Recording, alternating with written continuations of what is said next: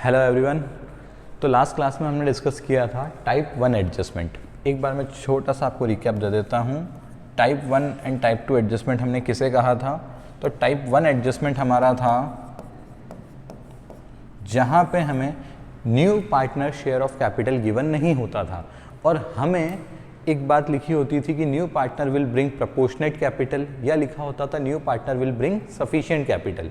तो यहाँ पर हमें रिमेनिंग पार्टनर्स जो ओल्ड पार्टनर्स हैं उनके कैपिटल को बेस बनाकर फर्म का कैपिटल निकालना होता था और फिर उस फर्म के कैपिटल पे हम new partner share of profit apply करके कैलकुलेट कर लेते थे कि न्यू पार्टनर को कितना कैपिटल लेकर आना है।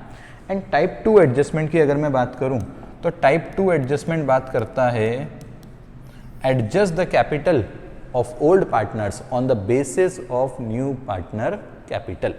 तो टाइप 2 एडजस्टमेंट में हमें क्या करना है? न्यू पार्टनर की कैपिटल को बेस बनाना है और उसके बेसिस पर ओल्ड पार्टनर्स की कैपिटल को एडजस्ट करना है। तो आज बात करते हैं हम टाइप 2 एडजस्टमेंट के बारे में। तो पहले आप क्वेश्चन देखो मेरे साथ। दो पार्टनर है एक्स एंड वाई जिनका प्रॉफिट शेयरिंग रेशियो है 3:2। Z is admitted, mean Z हो गया न्यू पार्टनर और वो लाया है 50,000 as his share of capital and sufficient amount of goodwill in cash. तो 50,000 रुपीज तो न्यू पार्टनर क्या लाया है? कैपिटल, एंड जो भी सफिशिएंट अमाउंट होगा गुडविल का वो भी वो लेकर आएगा। New profit sharing ratio is 9:6:5। अब बेटा एक बात यहां ध्यान रखना, सिर्फ एडमिशन का जो टाइप 1 एडजस्टमेंट है, एडमिशन का टाइप 1 एडजस्टमेंट क्या है? New partner will bring proportionate capital. उसके अलावा किसी भी एडजस्टमेंट की मैं बात करूं, चाहे वो एडमिशन का हो चाहे वो रिटायरमेंट का हो, किसी भी एडजस्टमेंट की हम बात करें तो आप एक बात ध्यान रखना, न्यू प्रॉफिट शेयरिंग रेशियो की ज़रूरत आपको हमेशा पड़ेगी क्योंकि फर्म का कैपिटल चाहिए एक तो और एक न्यू रेशियो चाहिए। बस इन दो चीज़ों के बेसिस पे आप सारे एडजस्टमेंट्स को डील कर सकते हो। तो टाइप 1 एडजस्टमेंट ऑफ एडमिशन के अलावा हर एक क्वेश्चन के अंदर आपको क्या रिक्वायर होगा? New profit sharing ratio. अगर क्वेश्चन में गिवन है तो बहुत अच्छी बात है और अगर गिवन नहीं है तो ये ध्यान रखना न्यू प्रॉफिट शेयरिंग रेशियो तो आपको कैलकुलेट करना ही पड़ेगा। तो new profit sharing ratio must हो गया हमारा, मस्ट रिक्वायर्ड, कैलकुलेट करना पड़ेगा ही पड़ेगा। चलो बहुत अच्छी बात है, यहाँ पे गिवन है और आपको बोला है after making all the adjustment related to revaluation goodwill and accumulated profit. तो बेटा गुडविल का एडजस्टमेंट जो भी उसे सफिशिएंट अमाउंट लाना था वो एडजस्टमेंट हो चुका है। उसके बाद एक्स एंड वाई का कैपिटल का बैलेंस हमें शो कर रहा है 96,000 एंड 56,000। तो बेटा ये अगर आप बड़े क्वेश्चन में डील कर रहे हो इसको तो ये हो गया adjusted capital of old partner, या इसको आप कह सकते हो एक बार का बैलेंस CD जो हम करते थे ना। जैसे यहाँ पे हम कैपिटल अकाउंट ड्रॉ करते थे तो ये हो गया XYZ, इधर हो गया XY एंड Z। सभी एडजस्टमेंट्स करने के बाद एक बार का जो टू बैलेंस CD आ जाता है फिर उसे हम कंटिन्यू कर लेते हैं बाय बैलेंस ब्रॉट डाउन के नाम से। तो ये हो गया हमारा एक बार का बैलेंस CD जिसे हम कंटिन्यू कर रहे हैं as by balance brought down. ये ओपनिंग बैलेंस नहीं है, ये एडजस्टेड बैलेंस है कैपिटल का। अगर हमें बड़ा क्वेश्चन होता जिसमें रिवैल्यूएशन अकाउंट कैपिटल अकाउंट दोनों ड्रॉ करने होते तो पहले हम ओपनिंग बैलेंस यूज़ करते, फिर सारे adjustment related to revaluation, goodwill, accumulated profits, accumulated losses, उन सब ट्रीटमेंट्स को करने के बाद जो कैपिटल निकलता वो है ये 96,000 रुपीज़ एंड 56,000 रुपीज़। और यहाँ पे बेटा हमें पता है कि न्यू पार्टनर लेकर आया 50,000 as his share of capital. तो जो कैपिटल न्यू पार्टनर लाया है उसके लिए हम यहाँ लिख देंगे बाय बैंक अकाउंट 50,000। अब देखो बहुत साफ साफ ये बात लिखी हुई है कि capital of X and Y to be adjusted taking Y capital as base. X और वाई का कैपिटल आपको एडजस्ट करना है और कैसे एडजस्ट करना है? वाई के कैपिटल को बेस बनाकर। Actual cash was to be paid off और brought in by the old partner as the case में भी। अगर कैपिटल किसी का पहले से ज़्यादा है, रिक्वायरमेंट कम की है, तो वो विड्रॉ करके ले जाएगा, और अगर कैपिटल किसी पार्टनर का एडजस्टेड कैपिटल कम है और रिक्वायरमेंट ज़्यादा की है तो वो एक्सेस अमाउंट जो भी है वो लेकर आएगा। तो हमें पहले तो निकालना है कि सर रिक्वायर कैपिटल होना कितना चाहिए, और निकाल कर हम रिक्वायर कैपिटल कहाँ लिख देते हैं, यहाँ पर। ये हो जाता है फाइनल कैपिटल जो कि रिक्वायर्ड है। वो कैसे निकालना है, Z की कैपिटल को बेस बनाकर। तो बेटा मैंने आपको एक ही फॉर्मूला दिया था जिसके बेसिस पे मैंने कहा था इस एक फॉर्मूले से आप पूरा एडजस्टमेंट डील कर सकते हो। क्या, partner share of capital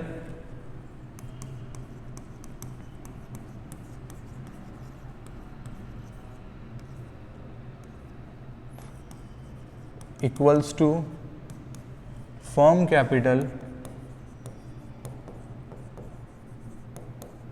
multiplied by partners share of profit. तो यहाँ पर हमें किसकी कैपिटल को बेस बनाना है, Z की। तो यहाँ पर हम पार्टनर की जगह उसका Z का नाम यूज़ कर लेंगे। तो यहाँ हमारा फॉर्मूला क्या बन गया, Z's share of capital, Z's share of capital equals to firm's capital into Z share of profit. Z का कैपिटल हमें गिवन है ऑलरेडी, कितना है 50,000 रुपीज़, और Z कितने शेयर के लिए आया तो चेक करो क्वेश्चन में। सर नहीं पता हमें Z कितने शेयर के लिए आया, बेटा पता है। अगर आपको डायरेक्टली गिवन ना हो तो आप न्यू रेशियो से भी तो पिक कर सकते हो। X, Y एंड Z का न्यू रेशियो हो गया 9:6:5, 9 + 6 15, 15 + 5 20। तो Z का न्यू रेशियो क्या है, Z का न्यू रेशियो है 5/20, 15 + 5 20, तो 5/20। चाहो तो आप इसको सिंप्लीफाई कर लो 5 से, तो ये हो गया 1/4। तो Z कितने शेयर के लिए आया है, 1/4 के लिए। तो यहाँ हम यूज़ कर लेंगे। Z का शेयर ऑफ प्रॉफिट कितना है, 1/4। फर्म का कैपिटल हमें नहीं पता, तो जब आप इस इक्वेशन को सॉल्व करोगे 4 इधर जाके मल्टीप्लाई हो जाएगा, तो फर्म का कैपिटल आ जाएगा आपका कितना, 50,000 into 4 that is 2 lakh rupees. तो ये हो गया new capital of the firm. अब इस पे बस आपको क्या अप्लाई करना है, न्यू प्रॉफिट शेयरिंग रेशियो, जो कि क्वेश्चन में ऑलरेडी गिवन है।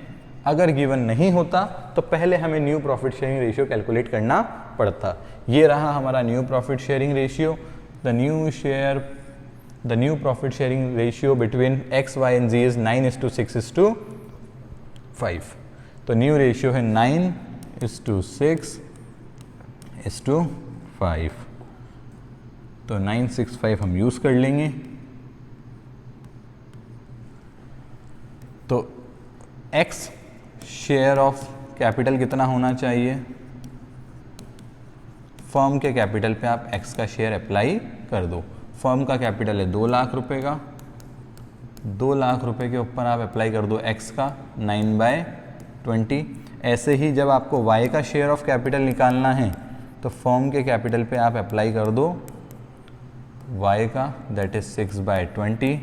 एंड ऐसे ही जब आपको Z का निकालना है तो आप फर्म कैपिटल पे अप्लाई कर दोगे Z का शेयर ऑफ प्रॉफिट।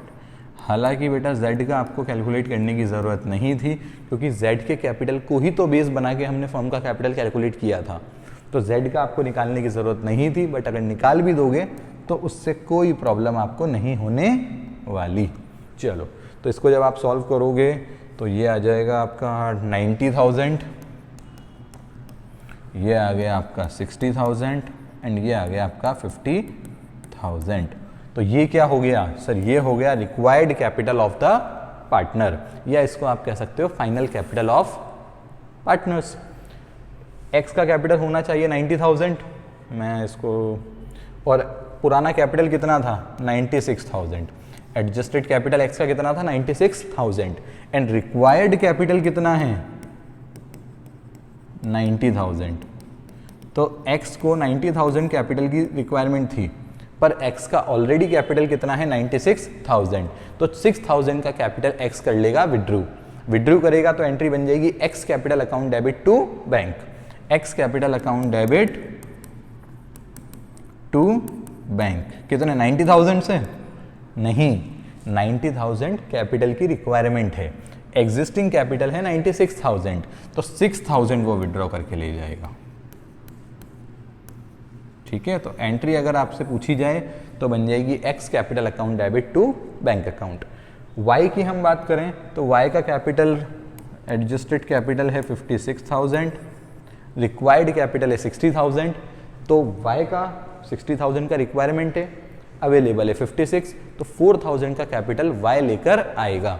तो एंट्री बन जाएगी हमारी bank account debit to Y's capital account, कितने से? 4,000 रुपीज से। और Z तो बेटा लेकर आया ही है कैपिटल 50,000 पूरी ही, तो Z के लिए एंट्री बन जाएगी bank account debit to Z's capital account 50,000 rupees. अब ये क्वेश्चन आपका 1 मार्क में MCQ के फॉर्म में भी आ सकता है, जिसमें आपसे कोई सिंपल सी एक बात पूछ ले कि बताओ X का फाइनल कैपिटल कितना होगा, या X कितना पैसा विड्रॉ करेगा या लेकर आएगा। इस टाइप से भी ये क्वेश्चन आ सकता है।